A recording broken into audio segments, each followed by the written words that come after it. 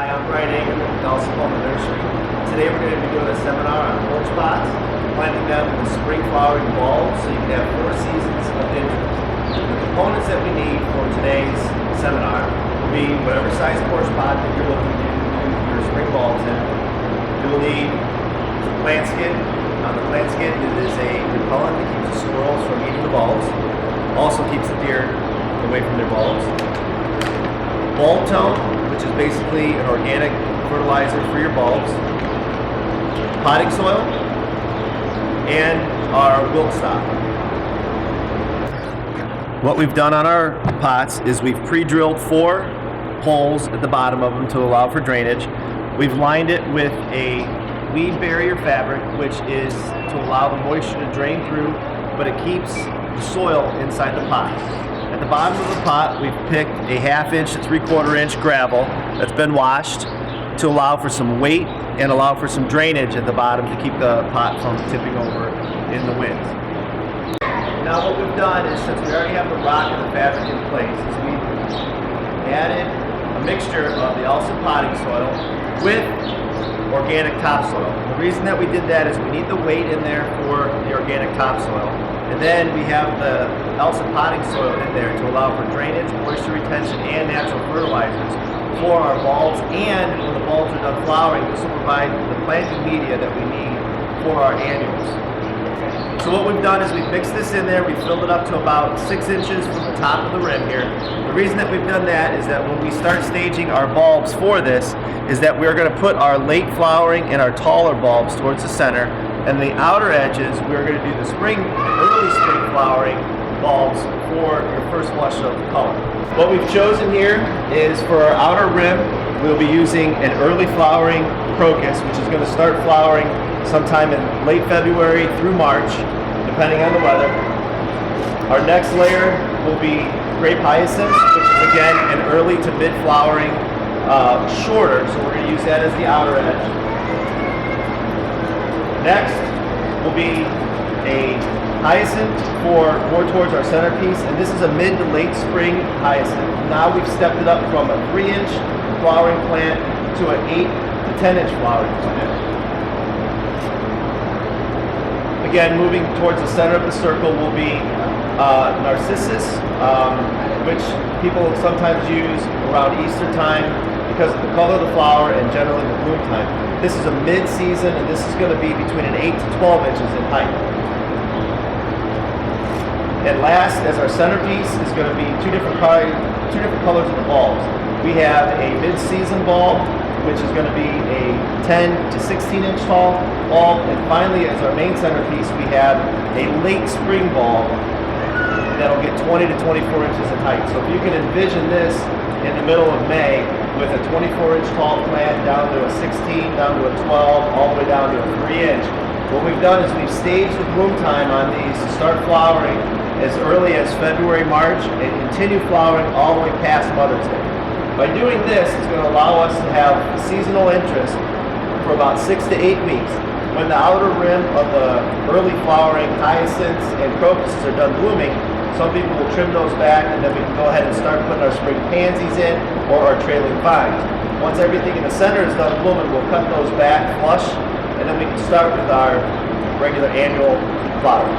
Okay, what we're going to start with is our tallest of the plants that are going to go to the center, and then we're going to work our way out to the outer edges. Okay, we've got our tallest late season tulips that are going to go in first. What we're going to do is we're going to take wilt stop first, and we're going to spray them. All right, coating them with a nice, generous coat. You don't need to have too much in there, but as long as they are somewhat coated in there. We're going to let that dry for about 15 to 20 minutes. Once it becomes non-tacky to the touch, then we know that that has gone ahead and created a permeable, but yet seal that will prevent them from dehydrating over the wintertime.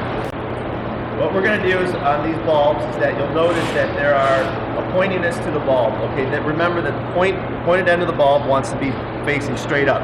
These bulbs are recommended at planting depth of 6 to 10 inches deep. So what we're going to do is we're going to arrange these down about 2 to 3 inches apart, starting in the center and then working our way out. Once we have the outer rim set into the ground, as such, This will create our centerpiece. Once those have been properly installed, we will next move on to our next layer.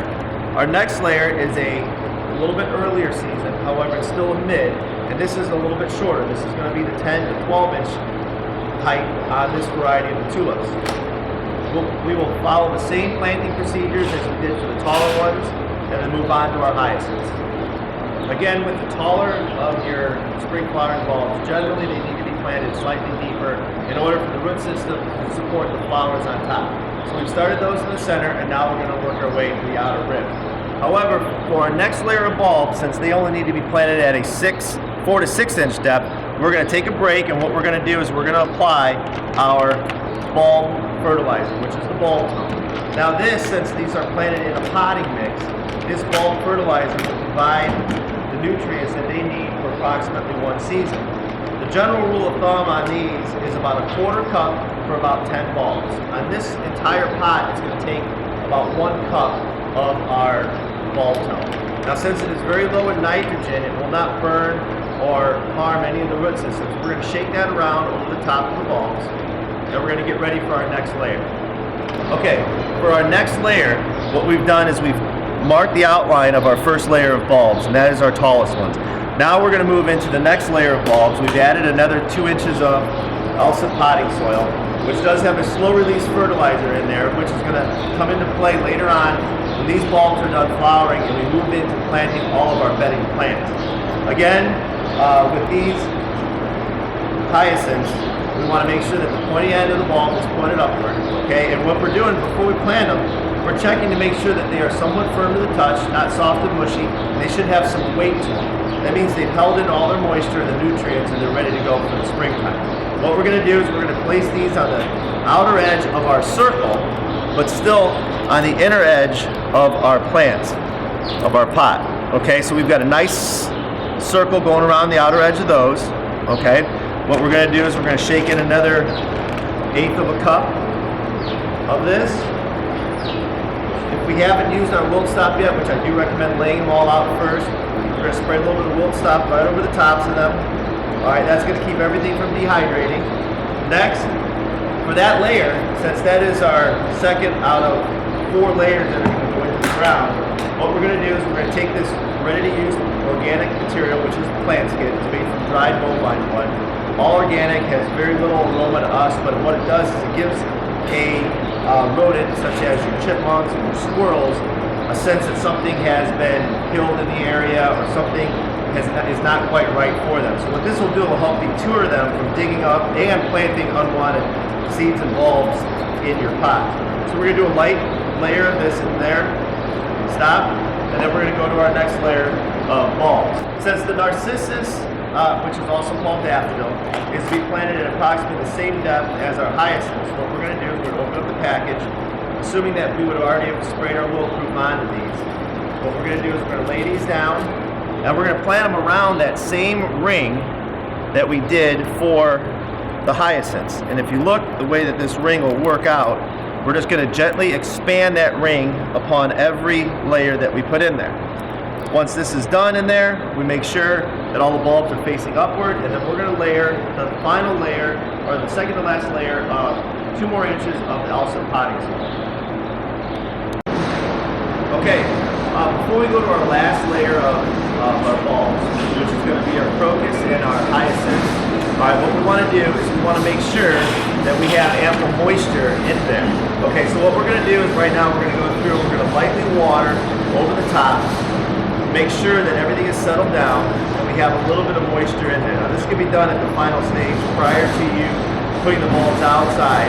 If they're in an area outside on the porch that doesn't get any overhead or natural rain, make sure once a week or so, if it's above freezing, that you do apply a little bit of water.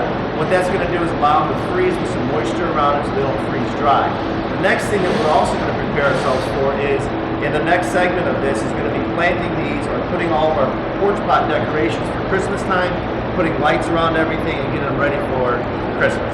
Okay, so what we have is we have 2 bags of 15 crocuses, which is a white with an orange center. And we also have a bag of 64 hyacinths, which is going to give us our great color in there. Now, these colors can be alternated based on what your preferences are. And the same concept goes with these as what we did before. They're a little bit smaller bulb, which generally speaking, you want to plant them about twice the depth of your bulb, sometimes a little bit more on your larger bulbs. But we want to keep the pointy ends pointed upward. So we know that we're starting with the outer rim, and we're going to plant 3 of the blue hyacinths, and we're going to follow that with 3 of the white crocus. Then we'll alternate that back over with 3 of the white crocus, followed with 5 this time of the grape hyacinths. Now the grape hyacinths, they recommend that 2 to 3 inches apart, but we can keep them a little bit closer together because we want this pot in springtime to become very full. Once we have all these planted in there, okay, so we'll plant actually another almost 100 bulbs into the outer rim of this. In the springtime, picture a mass bouquet of flowers from February all the way through probably to the middle to the end of May. By the time these crocuses are done blooming, it'll be time for people to put their early season annuals in, which can consist of your early spring pansies, and then people start going to their trailing vines. The nice thing about putting the bulbs in at this time of the year is that you're readying yourself for spring, which is going to happen once that ground thaws out, and you're going to have an earlier flowering time on these because of the fact that they're not in the ground. They're going to be a little bit more exposed to the sun. By doing that, they're going to warm up faster, so you may have flowering plants in here a lot sooner than people who have them in the ground. Okay, so what we have is we finished our outer layer, which is our crocus and our hyacinths. We're going to take another 1/4 cup or so of our bulb fertilizer. It's very important to have this down in there because of the fact that in the springtime, they're not getting a whole lot of nourishment other than the rainwater.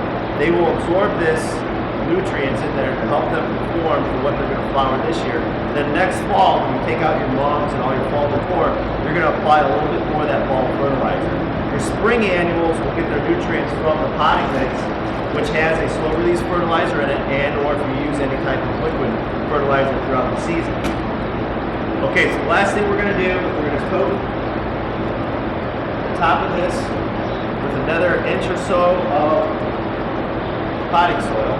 Once that potting soil is on there, we're going to finish it off with a little bit of plant skid over the top.